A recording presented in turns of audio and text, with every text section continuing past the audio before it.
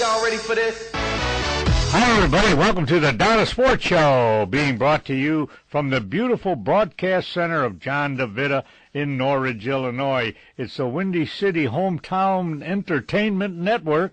John DeVita is the chief engineer and, of course, the program manager. Listen to them 24/7 at www.windycityhometown.com. Give them a call, 312-320-5515, or John DeVita at gmail.com. And, boy, his shows are Meet the Chicago Historians and the Big Band Showcase. I've heard Meet the Chicago Historians, Johnny, but what's the Big Band Showcase? What do you do on that show? It's the music from years ago. Wayne King and Guy Lombardo and Jan Garber and wow, and Lawrence Welk and all the great orchestras that used to play at the ballrooms when we were just kids. Yeah. Well, all right, more ballroom. Do you get into, like, back then there was a lot of jazz was just coming around, like guys like Dave Brubeck and Oscar Peterson. Do you play a little of that, or is it all ballroom stuff? Both, everything. Oh, okay. Everything, yeah, swing music, sweet music. Yeah, like Glenn Miller stuff? Yep, yes, sir. Benny Goodman? Yep, yes, sir. Wow. Yep. All right, So, we'll have to listen to that, folks. That's a Big Band Showcase on the Windy City Hometown Entertainment Network. All right, of course, I'm brought to you by my great friends and sponsors, of course, like J.D. Muggs with 33 great beers in Addison, Illinois. Ozzy's, the world's best subs at Wolf and Grant. Stop in there and see Ralph. Man, he'll make you a sub sandwich that'll knock your socks off. Wayne H. O'Brien. The H stands for houses or hockey. He loves to sell real estate, and he loves the Boston Bruins. He'll tell us why he likes the Bruins so much, but he pulls for the Blackhawks if they're not playing the Bruins. Fox Bowl in Wheaton, Illinois, right on Butterfield Road, a great place to bowl and have fun. Auto Advantage of Addison, right on Lake Street. Wow, what a place to get your car fixed. Anywhere from the smallest little switch to a big job. Auto Advantage on Lake Street. Then Primerica Investments with my nephew, Mike Figarelli. Wow, a lot of you'll make some dough with Mike, I'll tell you that. Conservative investments, and he'll tell you what to stay away from and what to get into. And believe it or not, now, his stocks, his investments, folks, pay anywhere from 5 to 8%. Now, that's a lot in this day and age, all right? 5 on your money, 5 to 8%. Wonderful companies. No, it's not risky, but they know how to pick the stocks and the companies that are great. So you'll hear a little bit about that later on in the show. And the golf courses of the Forest Preserve District of DuPage County, Green Meadows, Maple Meadows, Oak Meadows, a great place to play golf. And speaking of golf, folks, here's the first announcement of a golf outing, if you want to call it that, but I call it a tournament, if you want to call it that. You could also just call it a fun time, but it's called the Addison Cup. If you remember, last year there was the Ryder Cup, all right, where golfers from all over the world come to play golf, and they get a cup, they win a cup. Well, we're having a Addison Cup, and it's going to be held at Links and Tees Golf Course in Addison, Illinois. It's free admission. It's not, we don't charge like for the Ryder Cup. Just come and watch 4 great golfers out of the town of Addison play golf. And those are Mike Lulo. All right, Mike Lulo, a great golfer. And Mike Lulo, Charles Sims, another good golfer who's the manager of Links and Tees, and Mike Monroe, who owns the Golf Dome in White Pines. In Bensonville. Mike's going to be in it. And Patrick Heatley, a young golfer, I believe maybe Patrick's probably 19 now, plays golf out on the East Coast in college, got a scholarship. I know his dad real well, but he's a good golfer too. 4 real good scratch golfers we're going to compete for the Addison Cup. That's going to be May 11th at 11 a.m. right at Links and Teas on Lake Street. Come on there, mill around. There'll be some exhibitions going on. You'll probably be able to buy some clubs. You can get some refreshment there. And again, like I said, the admission is free, and I'm going to televise it. Yeah, we're going to put it on local TV, and hopefully it'll be a lot of fun, and you'll see some great golf. So listen to the show here as you're doing now. Get a free T-shirt, all right? If you hear this show, give me a call at 630-530-7061, and you'll win a T-shirt. Now, I'll give you your choice of a T-shirt. We have several T-shirts that we produce, and some of them have sports on it. Most of them have sports. A lot of them have countries on them. It would say USA basketball, USA football. Give me a call if you listen to the show, and I'll get you a free T-shirt. We got a nice lineup for you. We should have a call from Jack Ryan, Wayne O'Brien, NASCAR Jeff. We'll talk about the Fighting Irish, St. Patrick's Day, St. Rita, historians, hockey, Blackhawks, Daytona 500, Chicago Cubs, Chicago Bulls, Indy 500, Kentucky Derby. Yeah, Kentucky Derby's coming up, and Indy 500's coming up. If you're listening to this show, folks, and you know how I could get 2 tickets to the Kentucky Derby, give me a call.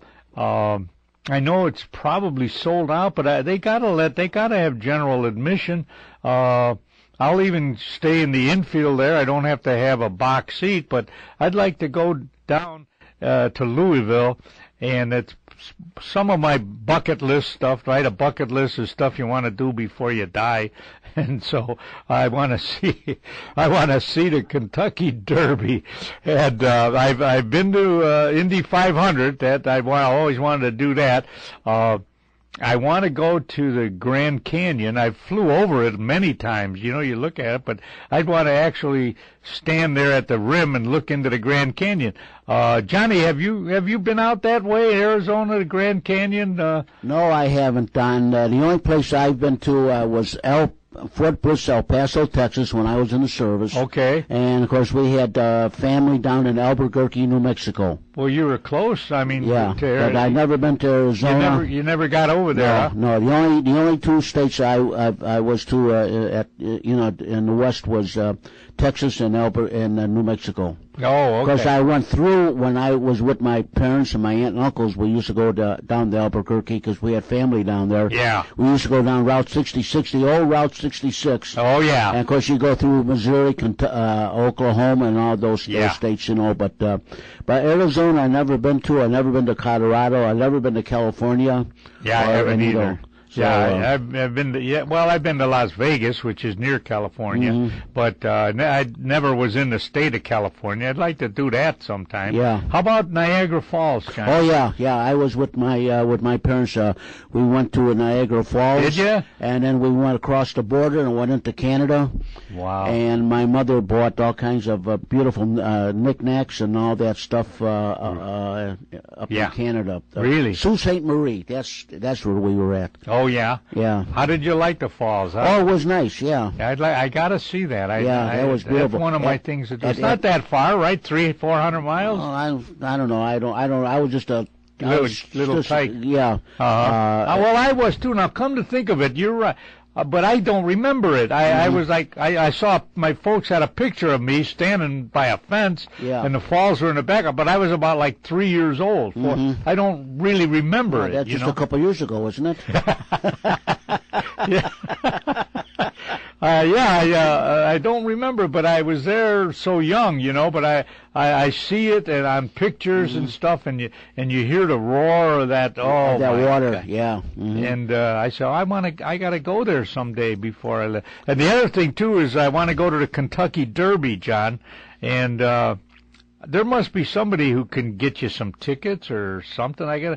If you know of anyone who's been down there, let me know. In your travels, Yes. I will do that, Don. Yeah, because somebody's got to know. Well, what you have to do is probably write in here, ask for whatever. But like I say, I can have just general admission tickets, we don't have to go in the grandstand, but I'm going to find out. I think that's coming up in May, something. I think in May is when they have that Kentucky Derby. Kentucky Derby. Yeah, in May. Okay. Like I said, I've been to the Indy 500. So that everyone should go to see that. The Indy 500, Don, isn't that right around the Memorial Day? Yeah, Memorial Day weekend. Yeah. And that's a terrific sight to see that.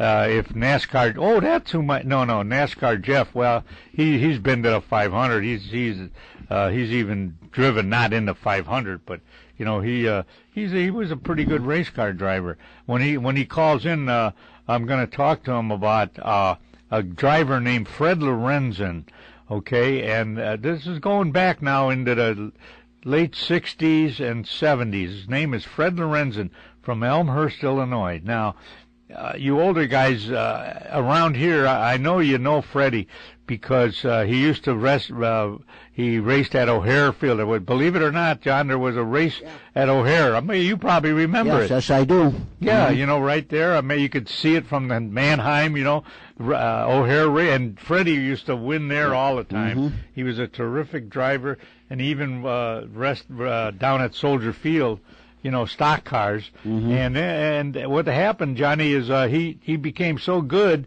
he went on the the big NASCAR race and won almost every race he got in. Not every race, but his record of wins to what he got in are tremendous.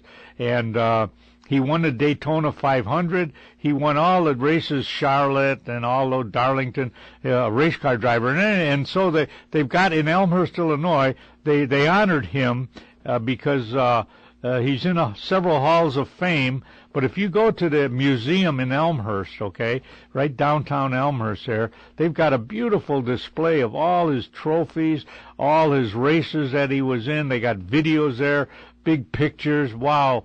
It's just quite a display for Fred Lorenzen. It'll be on for another couple of weeks. So if you live around the Elmhurst area, stop in there if you like race car, you like stock car driving. So let's get over there. And local guy Freddie, he's in a home now. He's older now. I believe he's 83, maybe. No, he's not even that old. Maybe 80 only. But that display they got of him featuring his life is tremendous. Okay, we'll take a fast break and we'll get a hold of Big Jack Ryan.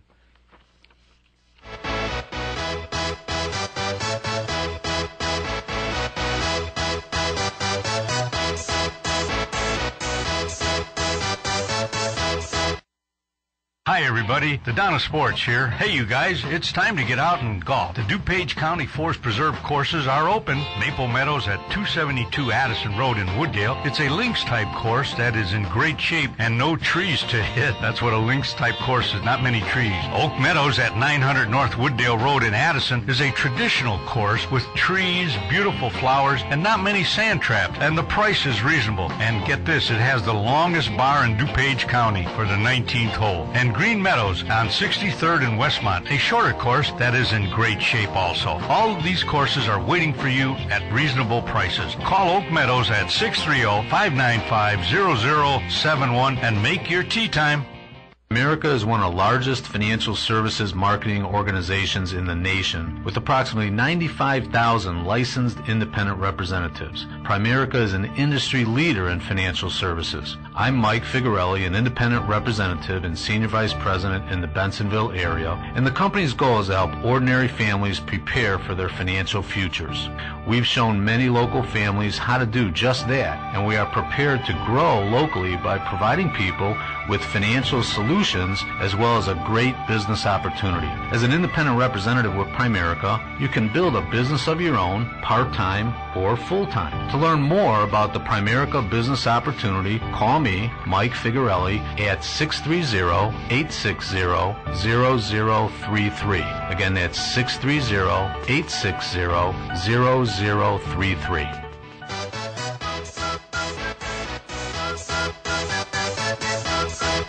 Hi, everybody. Welcome back. Don Figarelli here, the Don of Sports. And on the line with me now is Jack Red Ryan. Hello, Jack.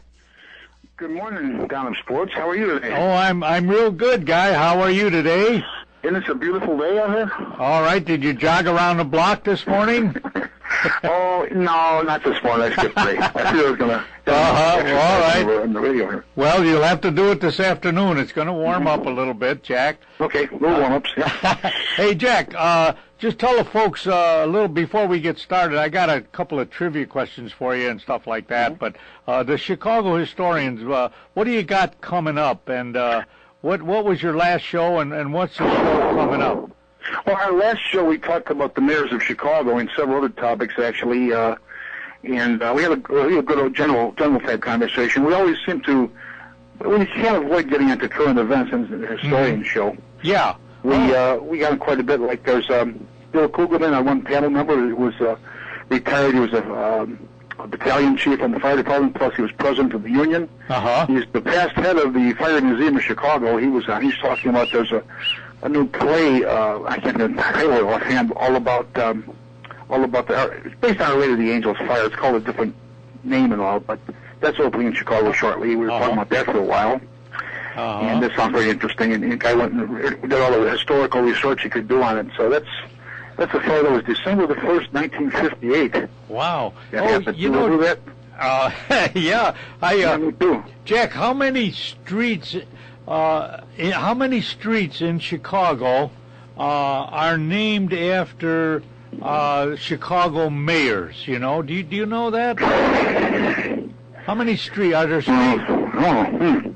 That's a pretty. Wentworth? Yeah. Washington. Cermak, right? Wait a minute. Oh yeah, Wentworth. I don't remember. He was a mayor of Chicago? Yeah, there was a mayor Wentworth. No kidding. Wentworth, Cermak. Well, yes, Cermak. I remember. All right. Yeah. It got Wentworth. How do you like that? I don't remember. Yeah, it was before our time. Okay, guy named. There may have been more than one.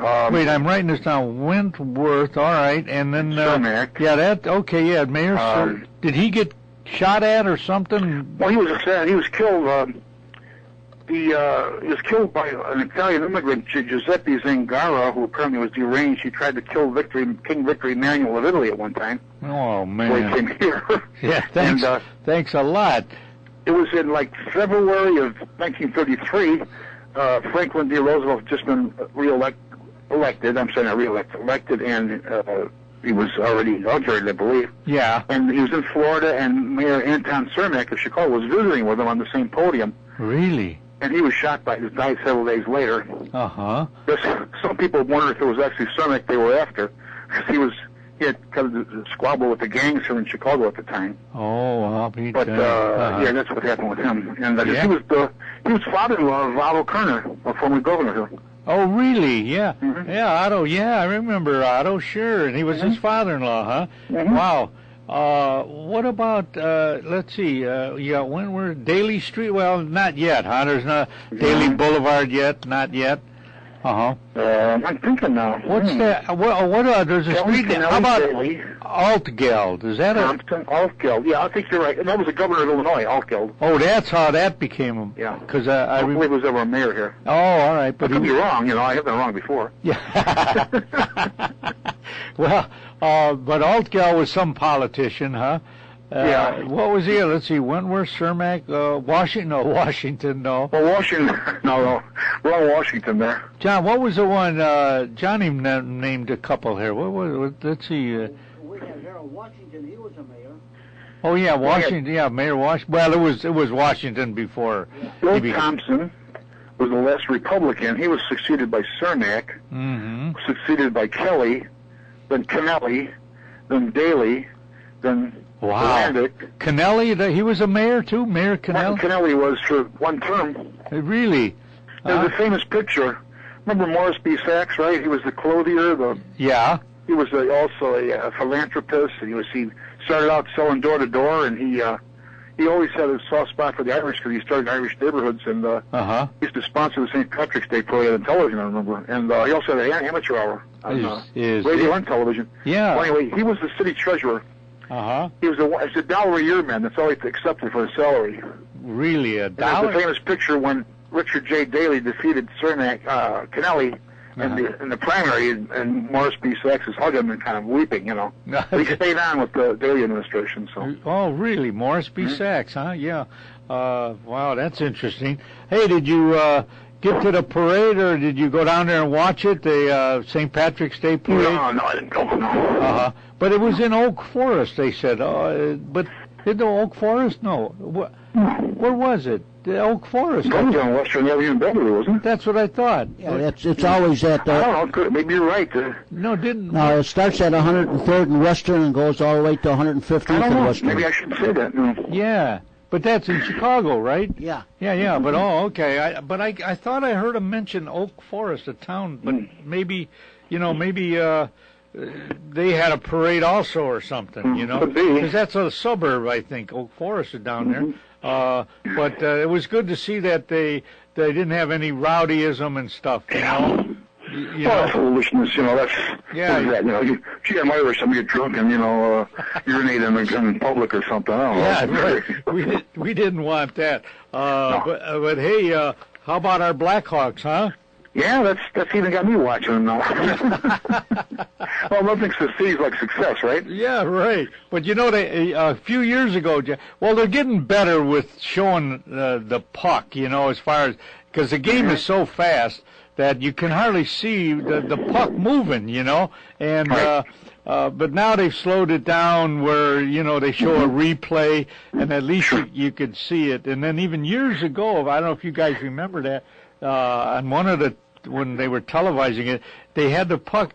They made it like a blue streak or something. Remember that? Yeah, it was circled by a lighter light around it on the picture. Yeah, people didn't like that, I guess. I don't know. I liked it because I there's the puck going there. You know, you saw it. I gotta see what Wayne A. O'Brien thinks about that. He'll probably remember that. He must have an opinion. Yeah, right. He'll have, but I like that. Expert, huh? Yeah, right.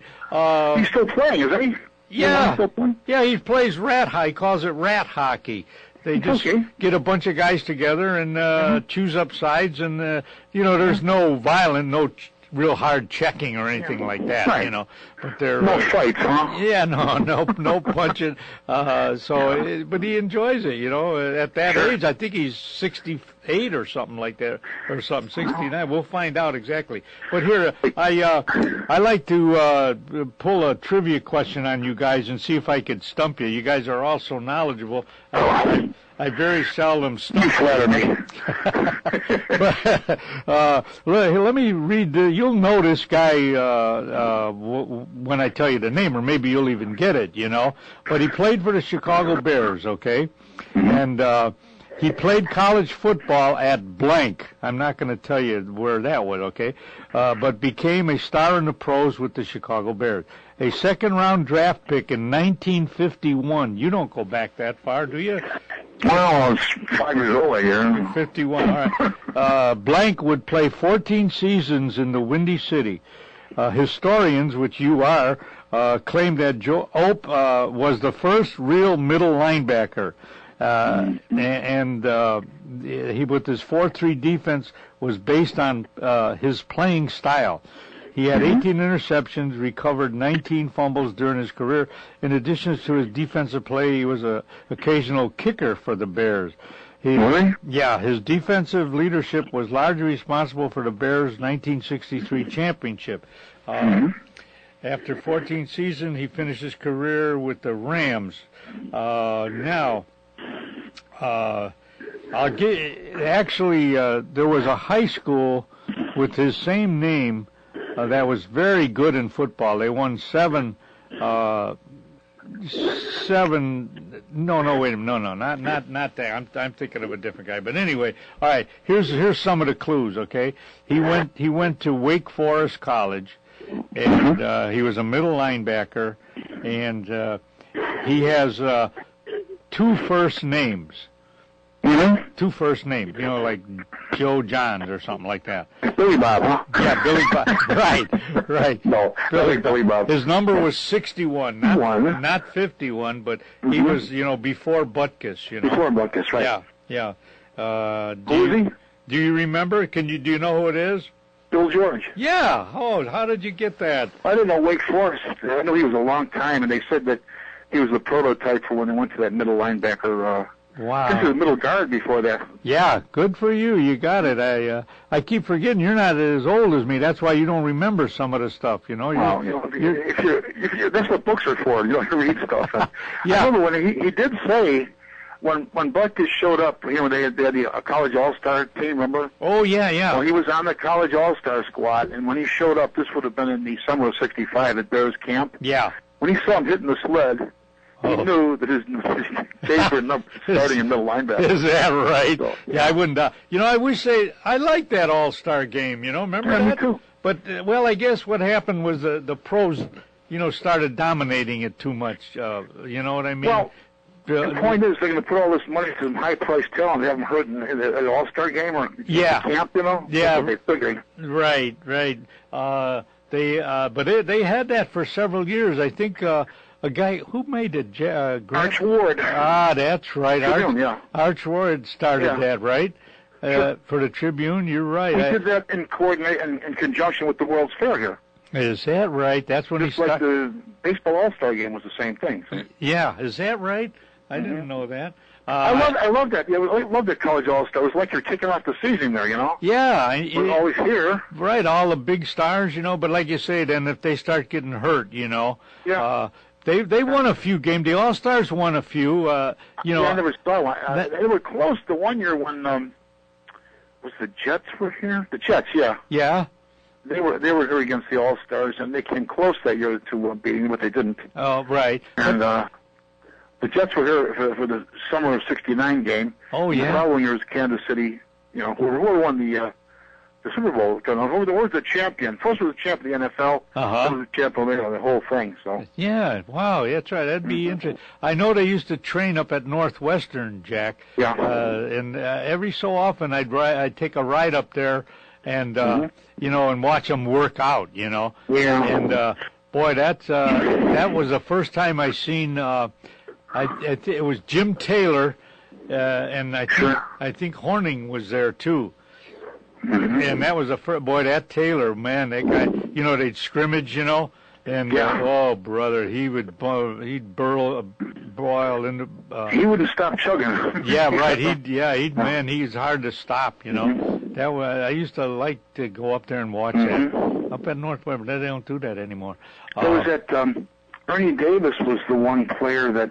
He went there. He was supposed to be. It was on the same time Jim Brown. He was supposed to go to the Cleveland Browns to be a running mate.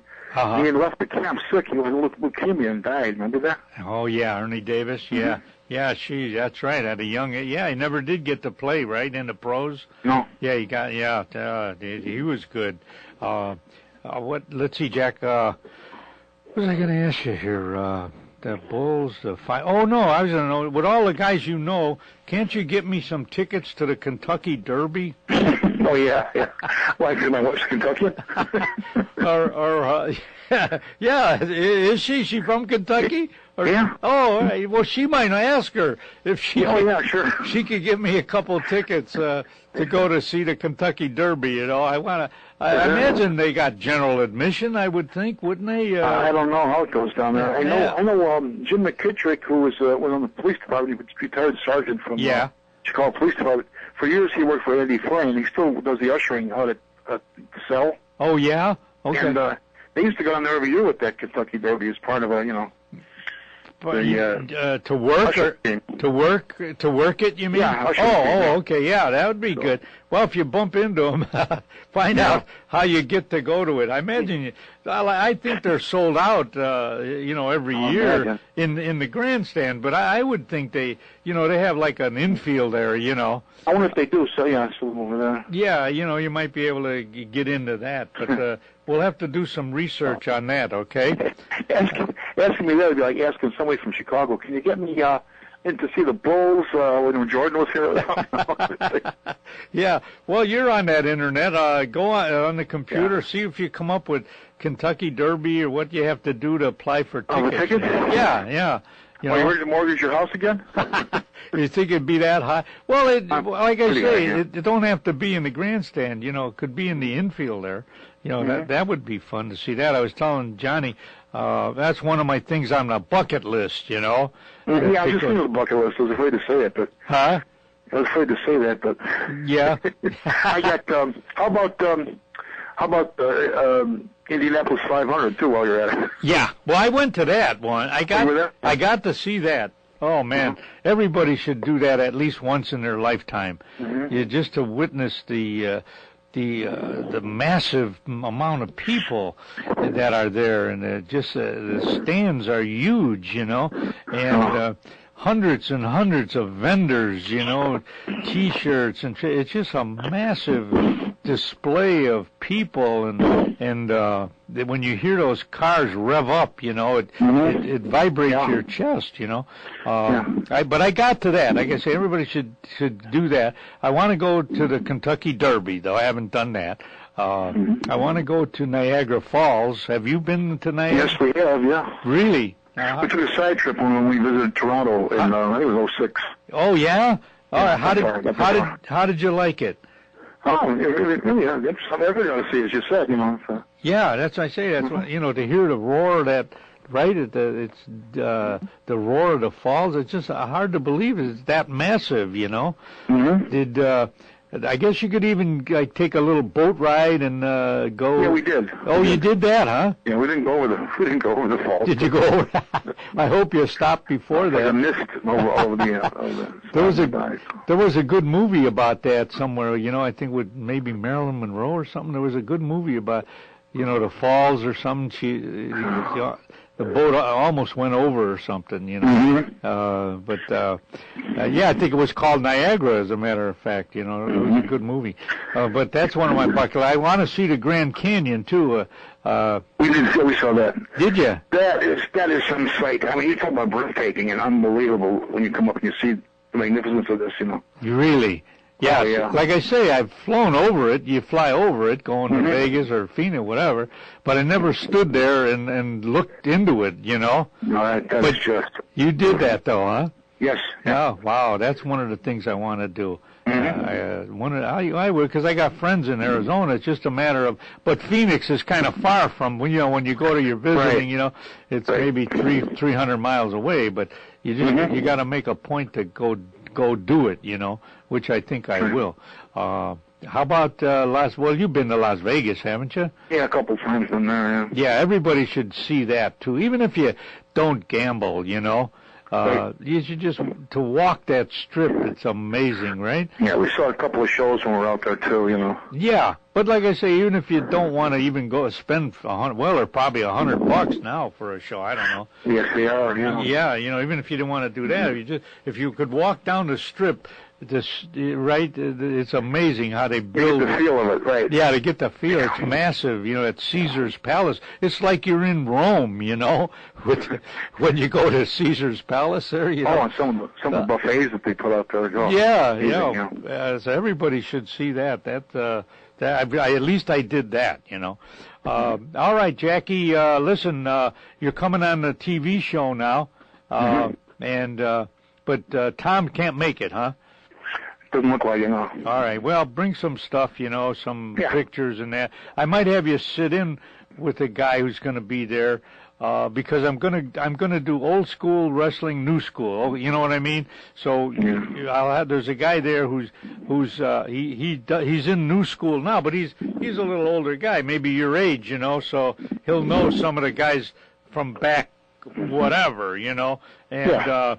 He may sit in with you, and then I'll have, and he'll sit in with the new guys, because he's bringing some local wrestlers, guys. They're not the really big time WWE, but they're local guys, you know, and they're a lot of fun. So sure, it'll be fun. So we'll meet you up there tonight. Get there about 7:30, 7:45. Okay. Okay. All right, Jack. Hey, nice talking to you, and keep in touch, huh?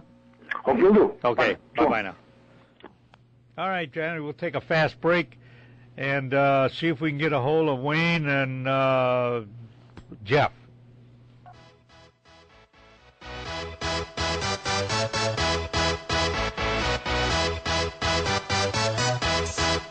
You're this is Don Figueroa of Don Sports talking about Wayne Houses O'Brien. For all your real estate needs, call Wayne Houses O'Brien. Yes, the H stands for houses. At 630-235-5880 or visit his website at flyingrealtor@yahoo.com. That's right, he's a pilot. He'll take a picture of your home from the sky. Whether you're buying or selling, call Wayne at 630-235-5880. He has residential, commercial, and investment properties. He is honest, hardworking, and friendly. Those are all the traits you want in a realtor. He loves hockey and he loves to fly. Again, call Wayne Houses O'Brien at 630-235-5880 or visit him on his website at flyingrealtor@yahoo.com. Hi, everybody. I'm here with Ralph Venturini from Ozzy's, the world's best subs, at Wolf and Grand in Melrose Park. Hi, Ralph. Ralph, tell the folks a little bit about the history of Ozzy's. Well, I'll tell you what. It started in 1971. It was a little grocery store, and my father decided that it came up for sale, and he decided that he would take advantage and go ahead and buy this little business and take a whirl at it. Mm-hmm. And it was just a tiny little 800 square foot space, and him and my mom ran it, and they learned it. And all right, give me the ingredients of your great Italian subs. Well, I'll tell you, the Italian has 3 kinds of meat. We put provolone cheese on it, Italian dressing, lettuce and tomatoes, and if you like, you can add pickles, onions, and peppers, and let me tell you, this sandwich is excellent. Come on, folks, get out to Ozzy's at Wolf and Grand. Open 24 hours. Give them a call at 847-455-0845. Y'all ready for this? Hi, everybody. Welcome to the Donna Sports Show. I just got through talking to Jack Red Ryan, and we're going to talk to Wayne H. O'Brien. The H stands for Houses and Hockey. Hello, Wayne. Hi there. How are you, buddy? Fine. Oh, good. You going to play a little hockey after work today? No, not today. Probably on Friday. On Friday, you're going to... Friday afternoon. Yeah. All right. Over at... they don't call it an international rink anyway. They call it something else over there. Hanlon. Hanlon. Yeah. Someone must have bought them out or something, or they changed the name, right? Yeah. Yeah. They got 3 rings. Oh, is that right? And then you play that... I was telling the folks you play what they call rat hockey, right? No, they call it stick and puck. Oh, well, where did rat... You told me rat hockey. Well, I play rat hockey, yeah. Well, what's the difference between rat hockey and stick and puck? Or is it the same? No, it's not the same. Stick and puck is where my son and I can take a grandson out, and we can do everything except play a game. Oh, all right. And rat hockey is more of a, you choose up sides or whatever, and then you... And play, yeah. Oh, okay. All right, good. I learn something every day. All right, we were just talking to Jack, different stuff, and then I'll have a trivia question for you. You know that. Okay. But I got I'm going through some stuff here, Wayne, like a bucket list of stuff to do, you know, in sports, you know. Now, I want to go to Niagara Falls, and that's one of my things to do. Have you been to Niagara Falls? No, I haven't. Mm-hmm. I didn't go over the edge in a barrel either. I hope not. I guess guys have done it though, right? And survived, I guess, right? They go one that I know of. But it's illegal now. You can't do it now. I don't. Oh yeah. You know, yeah, they'll arrest you. You could do it if you want, but the consequences are pretty bad. You'll get arrested. Oh, the other thing too, in your travels, and if you know somebody, I want to go to see the Kentucky Derby in person, and I don't know how to get in there. I don't know how you do it. You know, it's probably sold out, but there's got to be some way where you could watch it from the infield or something, you know. So in your travels, you bump into somebody who knows something about the Kentucky Derby, let me know, will you? Oh, okay. You or John can go on the internet and probably get all the information you want on that, on the Kentucky Derby. Well, all right, Johnny, do that for me, will you? No, John, I don't know how to do it, but no, I think Jack Ryan does. Jack Ryan will do it for me. I know. I get near that computer, I get nervous, I bet you can go right to it. Yeah, I bet you're probably right. We'll have to do.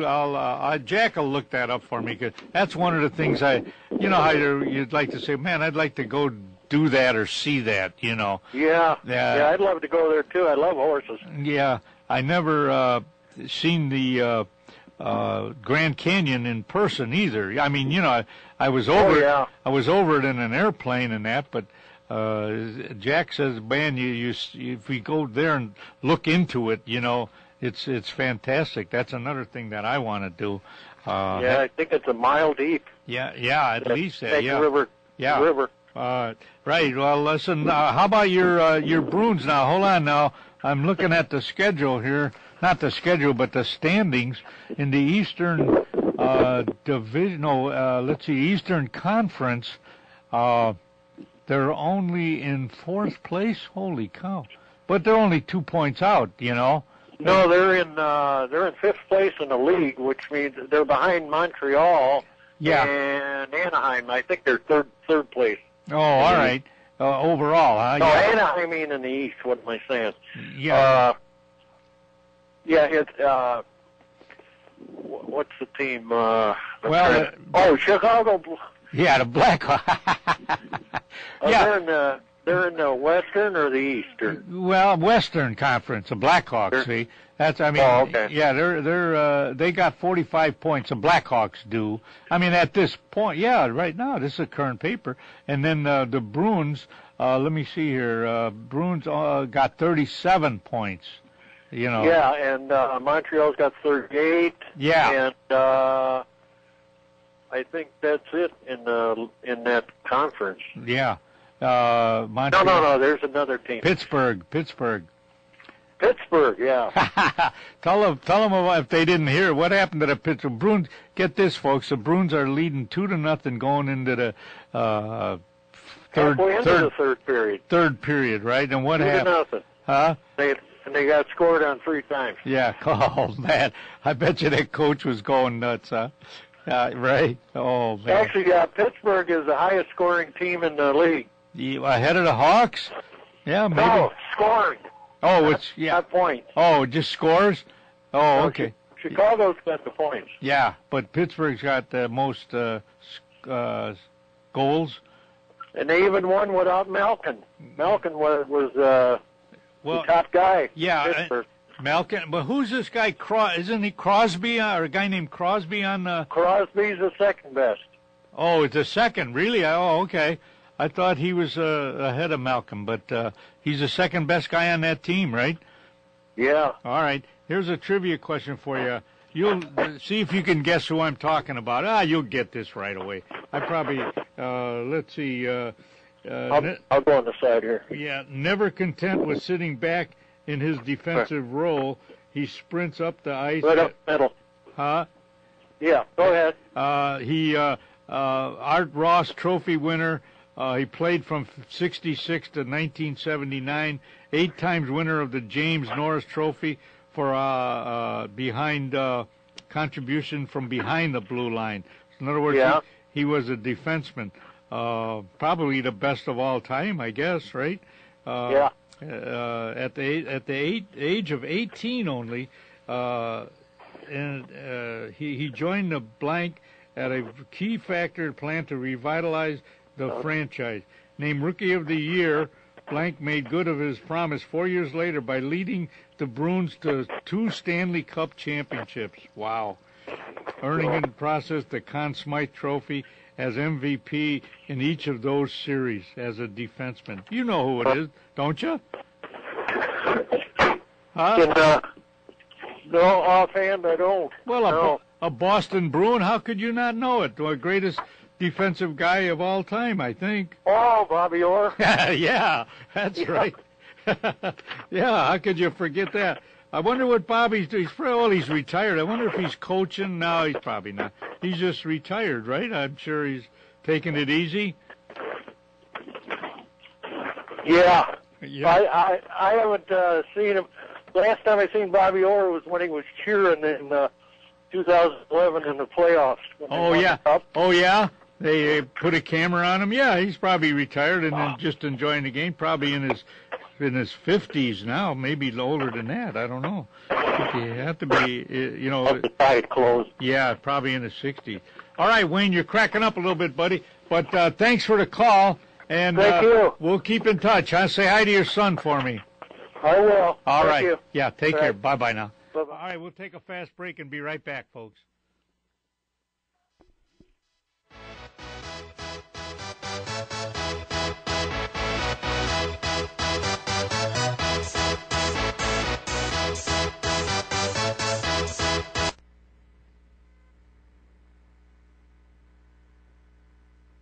Hey folks, if you get a chance, get over to J.D. Muggs Bar and Grill, located at 437 North Addison Road in Addison, Illinois. 33 different kinds of beer. Can you imagine that? It's the home of the He-Man Burger, and baby, that is a He-Man Burger. Wait till you see the size of that burger. Chicken Caesar salad, which is one of my favorites. It's a friendly atmosphere. There's karaoke on Wednesday night and a great DJ on Fridays. Call Dean at 630-833-2570. Hi, my name's Tom Sims. I'm the owner of Fox Bowl. We are Fox Bowl Training Center and Pro Shop. We set ourselves apart because we emphasize instructions. We have a full-time bowling instructor, Greg Zika. We have instant replay, videotape each bowler. Another program that we have is our Youth Bowling, USA Bowling. It's an 8-week program, after-school type of thing. It's 8 weeks for $88 with instructions, and every child gets a free bowling ball, a $75 value. And thank you from Fox Bowl. Hey everybody, welcome back. I'd like you to go over to Addison Advantage of Addison, a car care center. Why? Because they have a free inspection for your brakes, your exhaust, your struts, your shaft, ball joints, radiators, water pumps, timing belts, tires, wheel bearing. You realize there's that many things that would be done on a car? Hey, that's all called preventive maintenance, right? That's absolutely right. Yeah, it's absolutely right. You can't be too safe. Mm-hmm. Yeah, get in there but if you do need some things, there's a $20 bonus voucher for any service over $250, which that save you $20, and a $5 bonus voucher. I keep saying voucher. $5 off any service over $30. That'd be easy to do. An oil change would be that. You'd get $5 off. They're located at 885 Lake Street in Addison. They're open Monday through Friday, 8 to 6.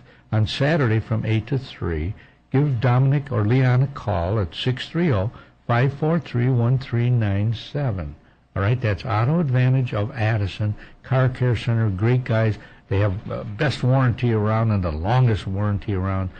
Brakes are $70 off on a brake job with a 4-wheel lifetime warranty. Can you imagine that? And a 1-year warranty on all labor that they do.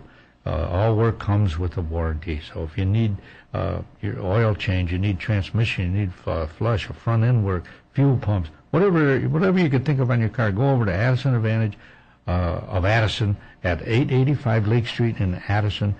Call Dominic or Leon, 630-543-1397. Y'all ready for this?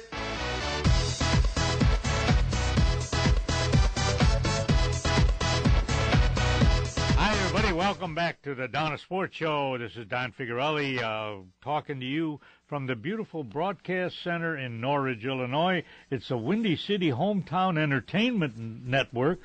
John DeVille, of course, the chief engineer and the program manager. You can listen to them 24/7 at www.windycityhometown.com. Call 312-320-5515. Meet the Chicago Historians are on that show and the Big Band Showcase. And if you're listening, I've got a trivia question for you. No, not really, no. You don't even have to. Just give me a call at 630-530-7061. I'll get you a T-shirt of your choice. With me on the air right now is my guru of auto racing. Hello, are we there? Yeah. My guru of auto racing, Mr. NASCAR Jeff. Jeff, hello, how you doing? Hey, good morning, my friends. How are you? All right, buddy. Daytona 500, huh? How about that? Yeah. Yeah, we're into the third race of the season and going on to the fourth, and a lot to be said about the new car. Yeah. So it's pretty interesting there. double things in the back, double baffles or whatever. What are they in the back now? They got what is that? Well, it is a whole package. Now, a Chevy is a Chevy, a Dodge or a Ford is Ford, and a Toyota is a Toyota. It's not. Yeah. It's not the same cars that they used to run last year. They call this the Generation 6 car. Really? And then those pieces and back end pieces are different on each individual car or each make. And I want to say their air brakes on top of the roof is a little bit bigger, and the spoiler in the back is at different sizes for different racetracks. But the overall package is the nosing and pretty much the front end of the car looks closer to what you would buy off the showroom floor than it's been for a while. So. Oh, you know, Jeff, while I know what I wanted to tell you. Do you remember a race? I think I talked to you last time about a guy back in the late 60s and early 70s. You're young, so I don't know if you remember the guy or not, but he's from Elmhurst, Illinois. His name was Freddie Lorenzen. Yep. Okay. We were talking about that last go-around. Yeah, did I tell you that they've got a display at the museum in Elmhurst featuring his life? Did I tell you that? No, I didn't. I'm going to have to go take a look at that. I didn't know it was there. Oh, man, Jeff, being a race car guy like you are, you would enjoy it. I tell you, it's at the Elmhurst Museum not Museum of History, but the Elmhurst Historical Museum. It's right there in the center of town. I think it's on Schiller Street if you're in Elmhurst, you know. And there's a lot of guys out here that really didn't go into the big time. You know, they just stuck with the local tracks and raced modifieds and sprint cars. And you know, a couple of guys maybe you might know of. Frank Kimmel is one. Danny Lazowski is another one. They're really good drivers that they had their share of NASCAR at one time, but they're good at where they're at, so they didn't. They chose not to go up to the other level. You know, if you're good at what you're in now, why take a chance and the big leagues. I hate to say it, but it's sponsor driven. Well, more than anything now. Well, sure. Which is all money again, you know. But Freddie is like he was back then. He did his own stuff, Jeff. You know, he did his own car. His pit crew guys, they didn't have that many at that time, you know, but they were all his buddies, you know. And he won them all. He won Daytona. He won Talladega. It was terrific. If you ever get a chance, and Bobby Allison is going to be there and do a little tribute to him at that museum. You know. And like I say, if you're, it's going on into I believe April something. So you got time to get over there and see it. You know, and. Like I say, being a race car guy, you would really enjoy that, you know. Bobby Allison would be a guy. There's a guy that goes way back too. I used to listen to him when I was a kid. I used to race quarter midgets, and then I had go karts and quarter midgets, and then I got into dirt biking, and then I ended up with another couple of other guys owning a few cars, and so I kind of had an overall view. And I used to listen to. Back in the days when they didn't have it on TV, they had it on the radio, and they called it MRN, and Motor Racing Network, and I used to listen to that religiously. Oh, really? The Indianapolis 500, the Daytona 500. So, I mean, you're talking to somebody who used to listen to it way back when. So, I mean, there's a lot of Mark Donohue. Mario Andretti when he used to race stock cars and then racing Indy cars, and so. Oh, he raced stock cars. Mario did. Yeah. Is that right? He raced Le Mans. I think he raced Formula One back in the '60s, '50s. Yeah. 60s. Oh, I didn't know it. I didn't know he raced stock cars. And now they've got a new circuit. It's basically the Le Mans series, but the American Le Mans, which they put two different organizations together and combined them into one. Now you're seeing factory-driven cars, mostly road races, and it's the Ford Mustang and the Chevy Camaro and Corvette, and then they're racing with the BMWs and Audis and so forth. And the American cars are tearing up the road. On the road races now. So they're back in the '60s when Carroll Shelby was racing his what the heck is that? The Shelby guy? You mean Shelby Cobra, and then races now Cobra? Who was the guy, Jeff? A few years back now, there were two big races on the same day, okay? It was a big stock car race, and then there was a big Indy 500 race. He raced in it in the morning. When he got done in this one race, I don't know which was first, he gets in a jet, and they fly him to wherever That was Tony Stewart. Was it? Yep. Yeah. Wow. A couple of guys have tried. He's tried it before. A couple other people have tried it, but it's wears and tears on you, and there's a wrench in it.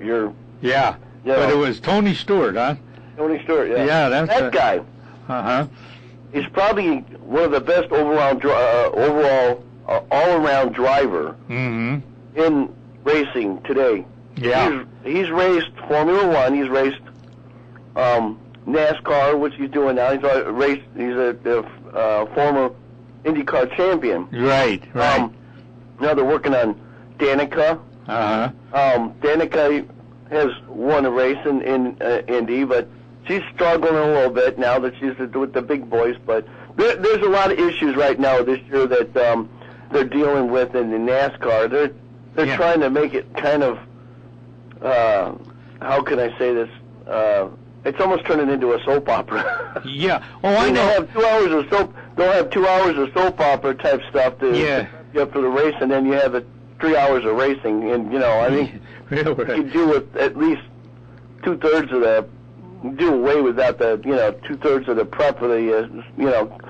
What is it? I call it desperate race car drivers. Yeah, right. Oh, I know what I meant to tell you too, Jeff. When I was watching the Daytona 500, it seemed like all they were doing was they're in a line, right, and they're just whatever behind each other for just staying in the same behind the guys in third place. He stays in third place for 20 minutes or something. You never see the guy pass or try to get ahead. It's why is that? What it is they put a restrictor plate on the motor. Yeah.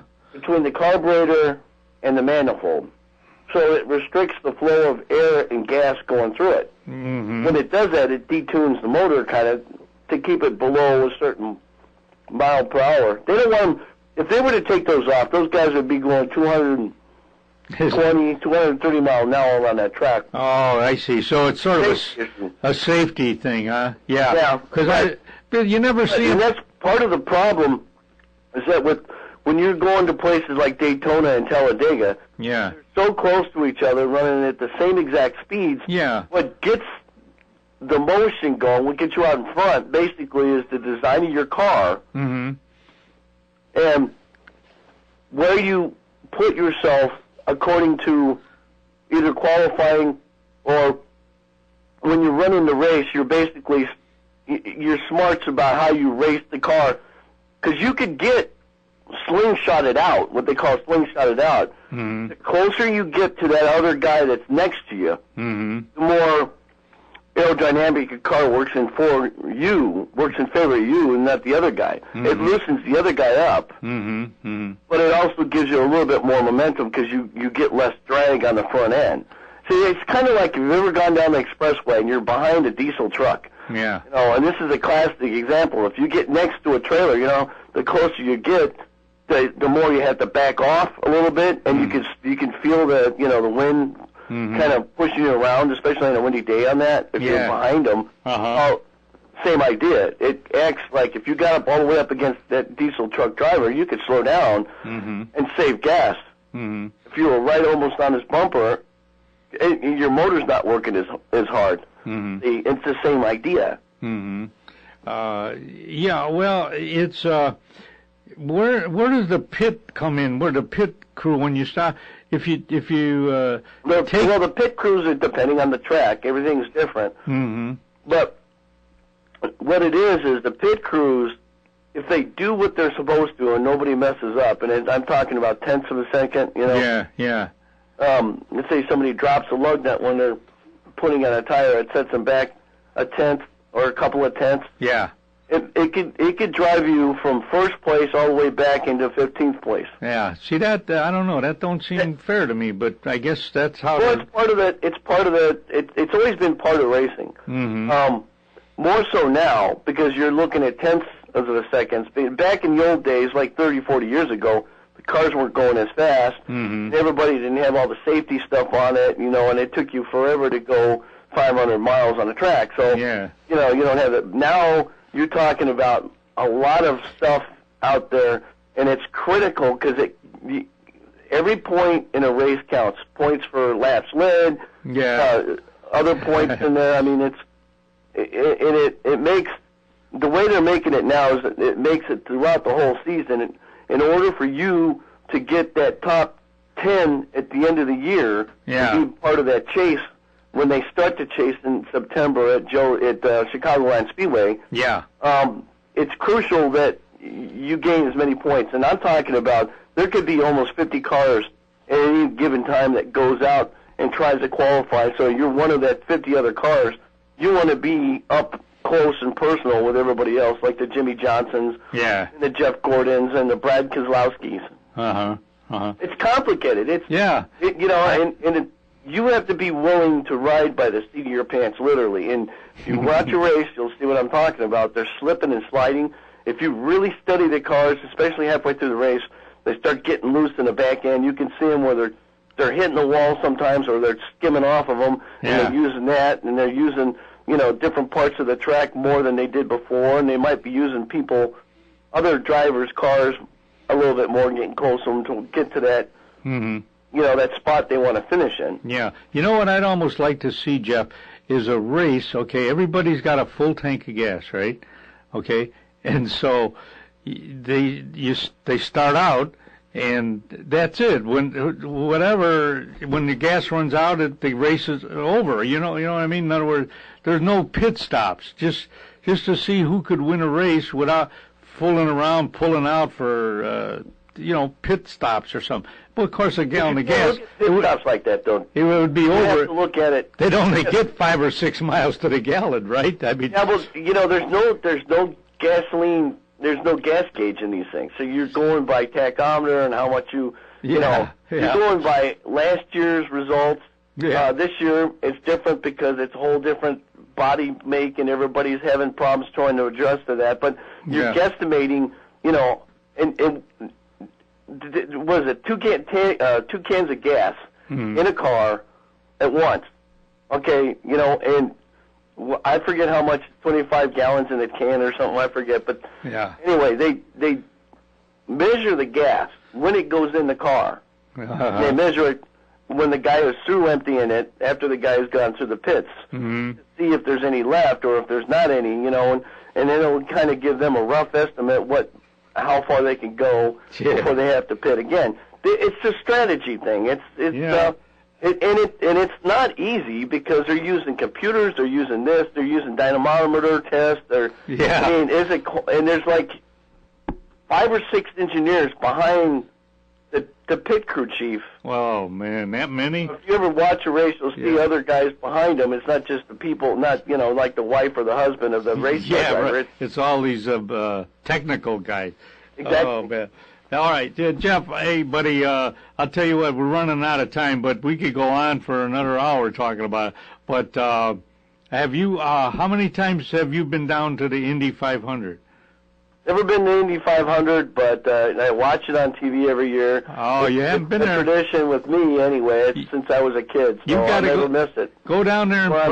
Go down there in person, Jeff. Man, it's unbelievable. You know, the vastness of it. You know. I know somebody that races. In fact, I grew up not too far away from a guy that races IndyCar. But Bobby Rahal. Bobby Rahal.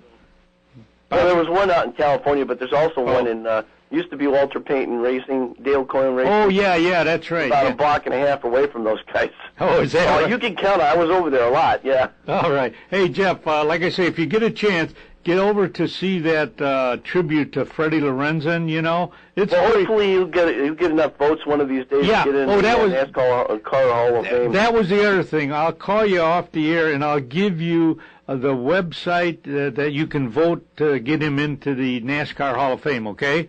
All right. I don't have it in front of me right now, but I'll give you a call off the air, and maybe you could vote for the guy or tell some of your friends, okay? I will. All right, thanks a lot, Jeff. All right, guys. Happy racing. Yeah, thank you. Bye. All right, Johnny. Well, let's see. What do you got coming up? You got Chicago Historians Win March 18th, huh? Yes. March 18th is our next taping of Meet the Chicago Historians, and we will be talking about Al Capone. Whoa, Big Al, huh? Yes, that's right. Uh-oh. So that should be a very interesting program. There's a lot of history there. And I'll be back, let's see, sometime in April, Johnny. We'll look at the calendar, and I'll get you a date, okay? And you folks, if you get a chance, go over and watch and see that museum, Freddie Lorenzen, and come and watch the Golf Addison Cup on May 11th. All right, thanks for listening to the show. To Donna Sports saying, take care of yourself. Bye-bye now.